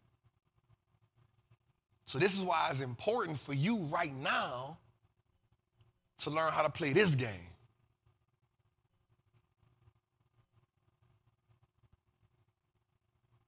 The reason why it's important for you to learn how to play this game is so you don't feel like your job is the only source or your business is the only source of income that you have. There's a different way you walk through life when you know that you have some type of financial stability outside of your job. And I just want you to understand business so you can prepare yourself. There's a reason why people are cutting back now on jobs, so they're looking ahead and saying, yo, this is what we see 2023. And if this is what we see in 2023, the best thing for us to do right now is cut early. so we already could be ready, so we can already be light. Because we don't know how deep that's going to get. All right, man, so this next segment we have brought to you is called Learning the Lingo. Y'all know everything about me is about making the game simple, making the game understanding, man. So this segment is definitely brought to you by Trappers Anonymous, man. Trappers Anonymous is an amazing community where the goal is to help you become a better investor. It's to help you have confidence in your investment decisions, but also to help you create legacy, man. We do something every single day, starting with Moat Mondays, starting with Ticker Symbol Tuesdays, Wild Out Wednesdays, ETF Thursday, Drip Fridays, Say Something and Study the Great Saturday, and Know and Behold, Live from the Kitchen on Sundays, which is a 2-hour, 3-hour class you do each and every Sunday. So this week's Learn the Lingo is limit order. So it is direction given to a broker to buy or sell a security or commodity at a specific price or better. So basically what it is, when you got a limit order, you say, yo, this is the order I want to buy something at, or this is the order I want to sell something at. You put that limit order in, and automatically, whether you're not watching it, whether you're doing whatever you want to do, you could be Netflix and chill, you're watching football, you could be on Trappin Tuesdays, you could be inside a group, you could be doing whatever you want to do. Once the stock hits that price, whether you told it to buy or sell, it's going to activate. Limit orders are amazing for people who are busy, who are trading. Limit orders are a lifesaver. Let's go to commercial, y'all. What's good, what's good, what's good? It's your boy, the Wall Street Trapper, and I want to tell you about this beautiful community I created, Trappers Anonymous. It's full of like-minded people who are dedicated to changing the dynamics of their family, turning their last name into an asset, and taking good seeds and putting in good soil. So listen, man, if you want to build wealth, if you're dedicated to the journey, come join the family of Trappers Anonymous. Big Trap, Wall Street looks like us now. Wall Street looks like us now. Wall Street looks like us now. Wall Street looks like us now. Wall Street look like us now. Wall Street looks like us now. Wall Street looks like us now. Wall Street looks like us now. Wall Street looks like us now. Wall Street looks like us now. Wall Street looks like us now.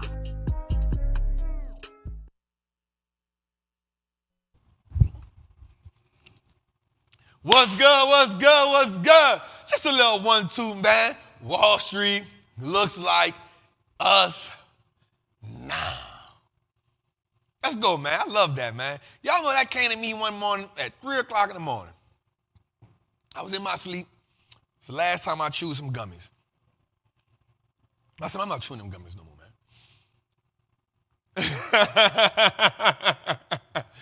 All right, man. So this segment is the Certified Trapper of the Week, man. I started this off because I wanted to highlight just great investors.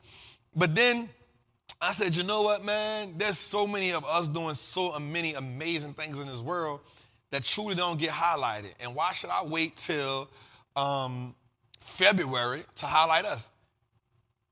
I got a platform. I got a show. Every day I'm going to highlight us. So,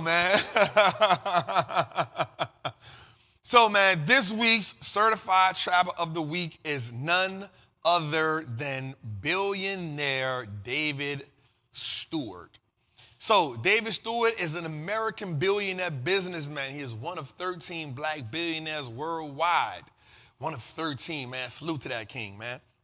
He is ranked number 239th on the Forbes 400 list of American billionaires. He was a sales rep at Missouri's Pacific Railroad, and then he became a senior executive accountant at Federal Express. But then he just got his own mind, and the light bulb just switched. He owned a transportation business that led up to him founding Worldwide Tech. Worldwide Tech spun off into a telecommunications business by the form of telco buy. In 2003, combined revenues together, they surpassed $1 billion. And then, in 2018, he combined for $11 billion in revenue. David on record to say, the hardest thing to do is take the first step toward overcoming your fears and self-doubt. Damn, that's good. Especially when you're surrounded by doubting Thomases who consider reinforce those fears. based on their own personal beliefs.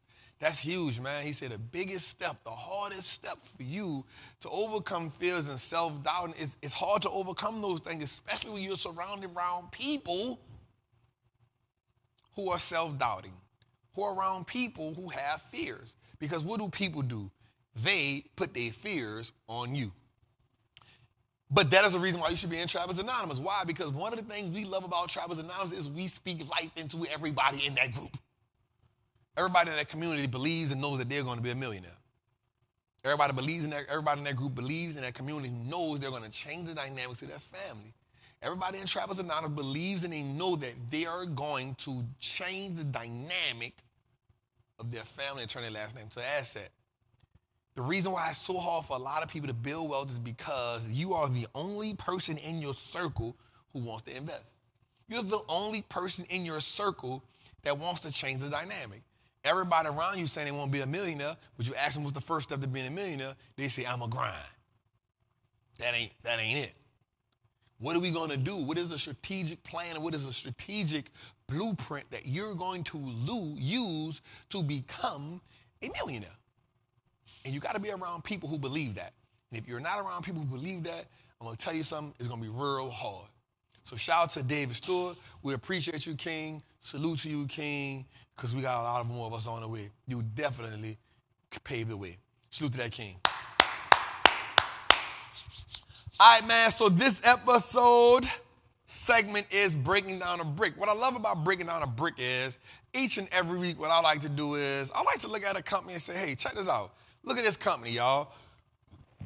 Here's this company. Here's the other companies that's owned inside of this company, right? And a lot of times these companies really be owning things that we don't know that they own. We don't be knowing, right? Because a lot of people are new to the game. A lot of people really just don't know. You pass them up each and every day. So today we're going to look at a company by the name of, roll that beautiful drum, Comcast. Now, check this out. Comcast is the biggest cable TV and broadband provider in the United States. Xfinity became the largest gigabyte internet provider in the United States in more than 58 million homes. The media company not only owns Xfinity, but it also owns the right, it won the rights to the Olympics up until 2032. That's major. Right?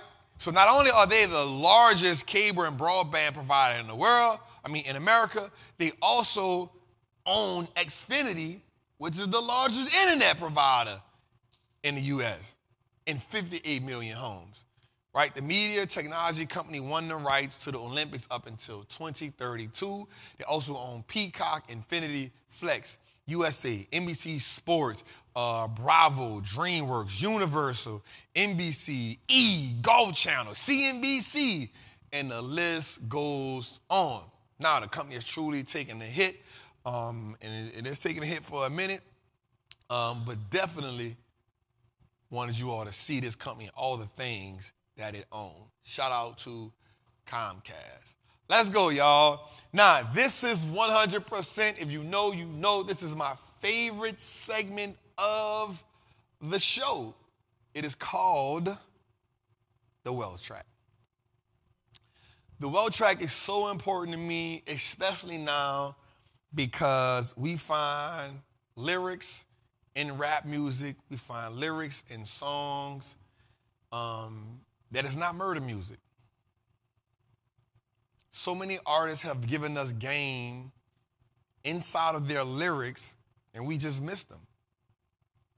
And so I try to make it my duty to go find these lyrics. You can DM me if you find a song that you like that has some quote in it about wealth or something. You can DM me, and I will use it if you do it. I like to let y'all be a part of it, and if you find it and I use it, I will shout you out 100%. So, but so far, it's just been me. I've been digging. Yo, check this out. Let's be real, Jose. We 14 weeks in, bro. I ain't missed a beat, bro. You feel me? I ain't missed a beat. So, let's go, man. So, LL Cool J this week, man. LL Cool J this week said he is the MC of this week's The Wealth Track. He said something like this, and this was real cool. He said, own the Dow Jones and stack the NASDAQ. Conference calls with the broker. What's the yield on that? And that's it. He gave us 2 bars. Boom, boom. Got us up out of there. But I love it. Here's why. LL say, I own the Dow Jones and stack the NASDAQ. So for me, that means this. I own something in the Dow, and then I double down on what I own in the NASDAQ. I ain't really understanding like talking about it. I need to know what my return was, so I got on the phone with the broker. I say, yo, what's the yield on that? Now, the dope part about that is the yield means what's the return on that? What's the yield on it? Shout out to LL for giving us that, man. And what I want us to understand is, man, when we listen to this music, and this is what I mean by, this is what I truly mean about, man, you don't got to give us murder music. Let me roll into my next segment, which is Wise Word from the OG. I'm going to double back down on this, y'all.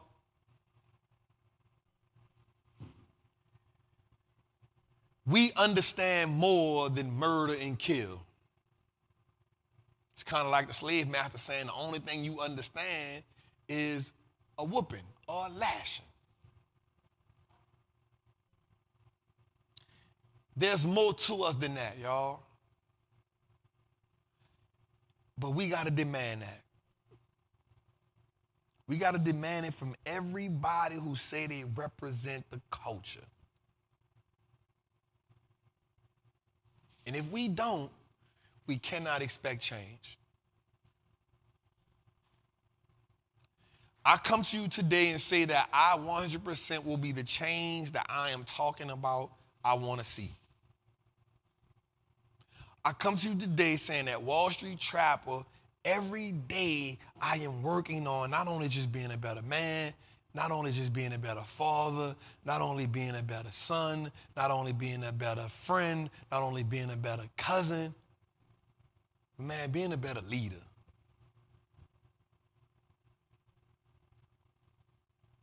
How do you become a better mother? How do you become a better father? A lot of times, for instance, my daughter didn't have school today. But guess what I did today? I said, you know what? I got up. I fixed up breakfast. I got my hair cut.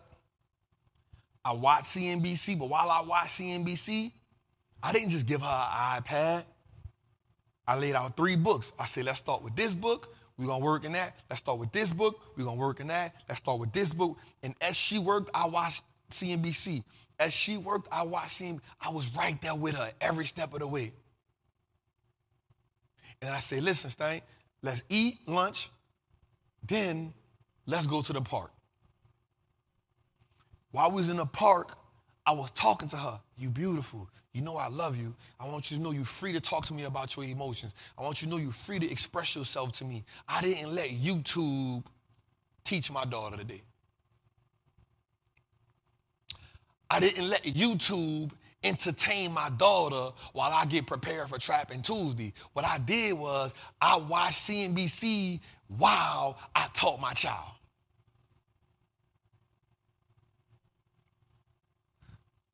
If we let the electronics raise our children, we don't know what they're going to have exposure to seeing. Now, here's the thing, y'all. I know it ain't easy.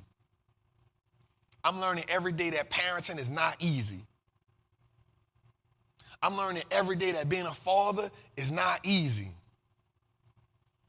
I'm learning every day that running a business where I got 1, 2, 3, 4, 5, 6, 7 other men who I'm working with is not easy. I got to balance emotions. I got to balance expectations. I got to deal with problems that everybody having in my crew. I got to deal with that. Why? Because they look to me for leadership.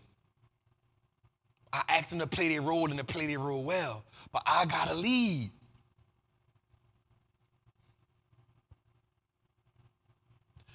I can't expect them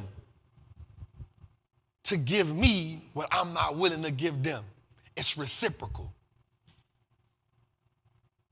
So what I'm asking you is to demand something different from the people, but you also be what you demanding.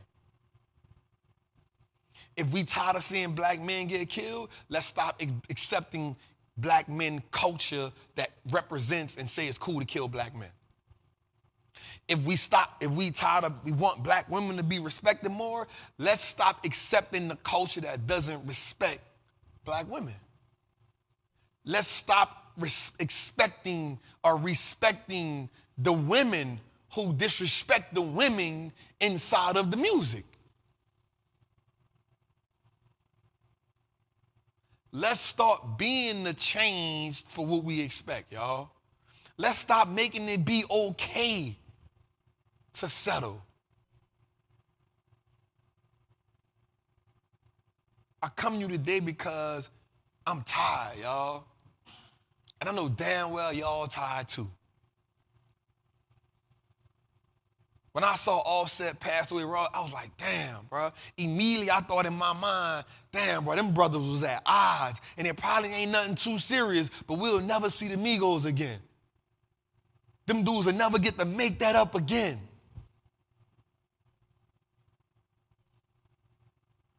We think about the brother P&B Rock passed away. Everybody was quick to say his girlfriend this, his girlfriend that. Bro, that wasn't even the case, but nobody ain't never tell her they sorry like they was banded, like they was on her. I didn't see all the backlash from all of the major artists, Nicki Minaj, everybody. Why they wasn't publicly saying, I apologize to you, queen.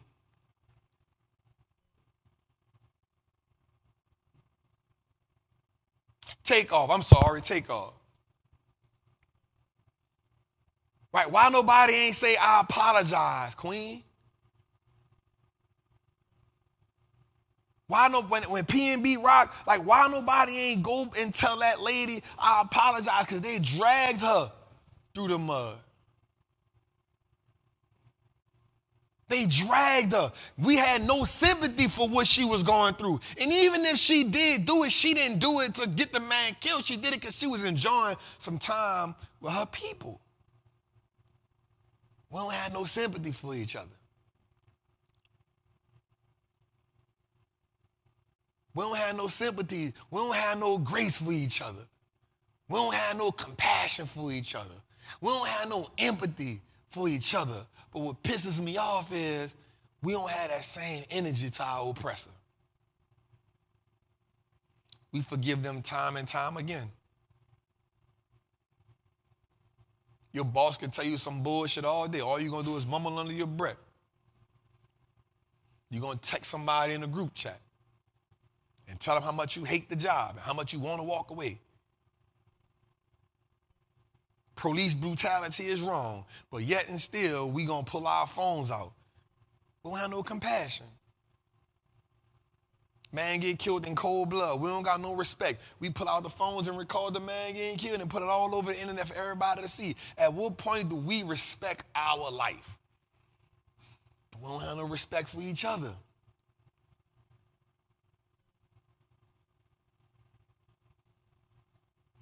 And if we don't have it for each other right now, how can I tell my daughter to have it? How can I tell my daughter to not let a man mistreat her if all she see me do is talk bad about women? I can't do that. So I gotta empower her. How can I tell her not to let a man mistreat her if I don't show her how a man's supposed to treat her? If I don't tell her I love her 10, 15 times a day, if I don't hug her 10, 15 times a day, I'm like, yo, baby, let's get your passport so we can start traveling together. If I don't take her off on picnics, if I make her think it's cool for me to put work before her, then she gonna grow up saying it's okay for the man to put work before me. I'm just talking about respecting ourselves more. Yes, we want to chase the bag. Yes, we want to get the money, but are we operating with integrity? Is the money more important than everything else we're doing in life? Is the money more important than the friendship? Is the money more important than the brotherhood, than the sisterhood? Is the money more important than that? One of the things I do, man, every time I see a black man, I greet him with, what's good, King? Because immediately I want to disengage the hate. What's good, King? How you feeling? What's good, Queen? How you feeling? And a lot of times, you know what they do? They be shocked. They be like, what's good, yo? And it's cool.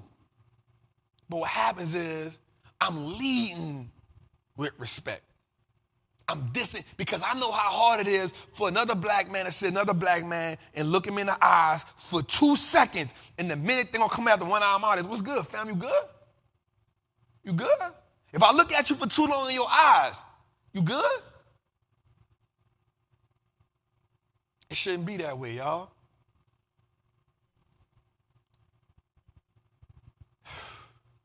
There's a lot of money being made off us killing ourselves. There's a lot of money being made from us being incarcerated.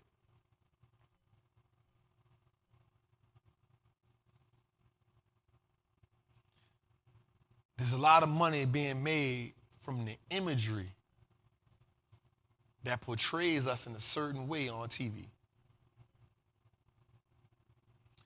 It's the reason why you can see more negative images of black men on TV than you'll see in anything else. What happened to shows like Living Single? What happened to shows like A Different World? I know we mad at him, but what happened to what Bill Cosby and the Cosby Show represented? What happened to Family Matters? What happened to The Jeffersons? What happened to those type of shows? They did so much amazing for us as far as representation.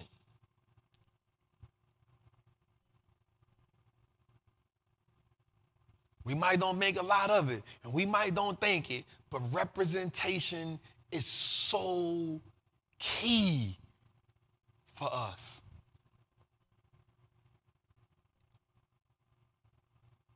Whether you like it or not, seeing Barack Obama as the president, whether you like it or not, no matter what's the other stuff behind it, seeing a black man, no matter if you saying he was mixed or whatever, seeing somebody that looked similar to you made you say something real cool to your kids when they said they want to be president one day. Now, there go an image of me, I can believe it. It's not impossible. It may be slim to none, but it ain't impossible. Imagery is so important. Representation matters. If all we see is gangsters, if all we see is bad bees, if all we see, then that's all we're going to aim to be. And I'm going to tell you something. After you reach about 35, they don't care about programming you no more because they always going to go after the young ones. It's always easier to impress the younger ones because if I can program you for 10 to 12 years, I got you in it. You got to think about that, y'all. If I can program you for 10 to 12 years consistently, if I can make you listen to the same rap music, yo, I don't want listen, I ride in my car now. When I got my daughter, we listening to 70s music. She asked me, Daddy, can we play, what's the song you want to hear? Who? Mr. Big Stuff. It's the big stuff. Tell me, who do you think you are? Cool song. Cool song. Changing the music we listen to. We in the car, we listening to T.D. Jakes in the car. I don't want to listen to murder music or BB music in the car. I want my energy to be happy, yo. Life is good. We in an amazing time. We building wealth. We changing the dynamics of our family.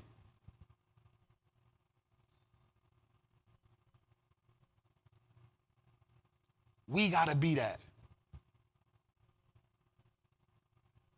And I want you to be real with yourself when you say you tired of seeing black men get killed.